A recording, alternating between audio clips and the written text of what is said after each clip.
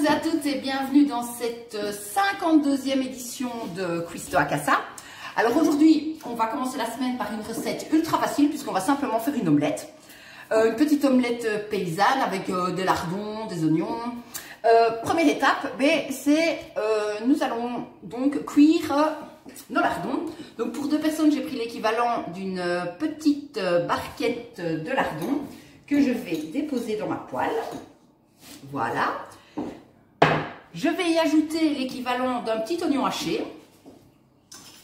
Voilà. Pendant que mes lardons et mes oignons sont en train de cuire, je vais en profiter pour casser mes œufs et faire un petit mélange omelette. Donc, après avoir cassé mes œufs dans un récipient, ici j'ai mis l'équivalent de 3 œufs par personne, je vais y ajouter un chouïa de crème. Voilà. Je vais poivrer et saler. J'ai déjà préparé mon mixeur. Je vais donner un petit coup de mixeur dans ma préparation. Alors, une fois que mes œufs, ma crème, mon sel et mon poivre ont été mixés, j'ai toujours ici mes lardons et mes oignons qui sont en train de cuire. Je vais préparer un plat. Oui, parce que ici la différence c'est que je ne vais pas faire une omelette à la poêle, je vais la faire au four et vous verrez, c'est beaucoup plus pratique. Impossible de cramer son omelette. L'omelette va prendre une épaisseur beaucoup plus agréable, elle va vraiment gonfler, ça va vraiment être une super belle omelette. Donc je prends un plat dans lequel je mets du beurre. Alors il ne faut pas hésiter à en mettre, comme ça on est sûr que votre omelette ne va pas coller au fond du plat. Voilà. Donc, je fais quand même mes lardons et mes oignons. Donc ici, j'ai mon plat que j'ai bien badigeonné de beurre, dans lequel je vais déposer mes œufs, tout simplement. Alors, je ne vais pas m'en tenir à mettre des lardons et des oignons. Je vais ajouter dans mes lardons et mes oignons, quand ceux-ci sont déjà légèrement cuits, un petit peu de jambon. Voilà. Mélanger un petit peu.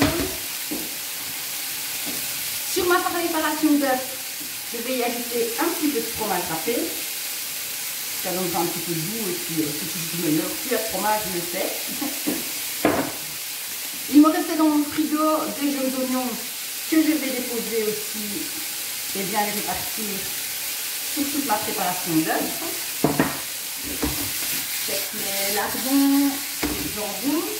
Là, je peux couper ma tarte.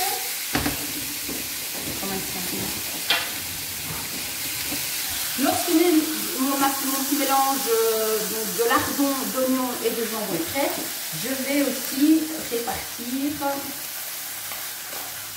sur mon omelette. Et voilà. Voilà. J'ai donc mon plat qui est prêt à voler au four. Le four qui est derrière moi, que j'ai préchauffé à 180 degrés. On se retrouve dans quelques instants pour voir le résultat. Voilà, après une petite quinzaine de minutes, mon omelette est prête. Je vais aller la chercher dans le four. Voilà. Voilà le résultat. Comme vous voyez, on a, je vais vous mettre comme ça, on a une omelette qui est bien volumineuse, qui a bien gonflé dans le plat. Alors pour la démouler, c'est pas compliqué, vous la détachez légèrement des bords comme ceci. Ouais, évidemment, vu que je vais donner quelques petits coups de couteau dedans, elle va se détacher. Alors soit vous la découpez comme ça et avec une spatule, vous la déposez dans votre assiette. On va faire ensemble. Soit vous la retournez sur une planche.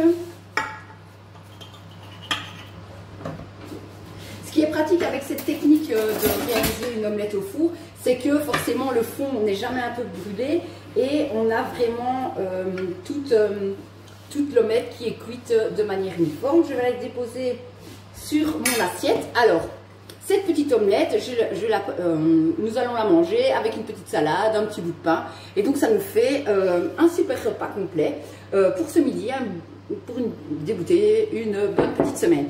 Donc voilà, j'espère que cette petite recette d'omelette au four vous a plu. On se retrouve cette semaine, quoi qu'il arrive, peut-être pour faire pas mal de pâtisserie, parce qu'il y a les enfants de mon petit frère qui vont me rejoindre pendant quelques jours, et donc j'ai promis pas mal de pâtisserie. Je vous souhaite une agréable journée pour ceux qui travaillent, bon courage, et pour les autres qui sont toujours confinés à la maison, comme c'est mon cas, eh bien essayez de profiter du beau temps, et je vous embrasse tous. À bientôt, ciao ciao.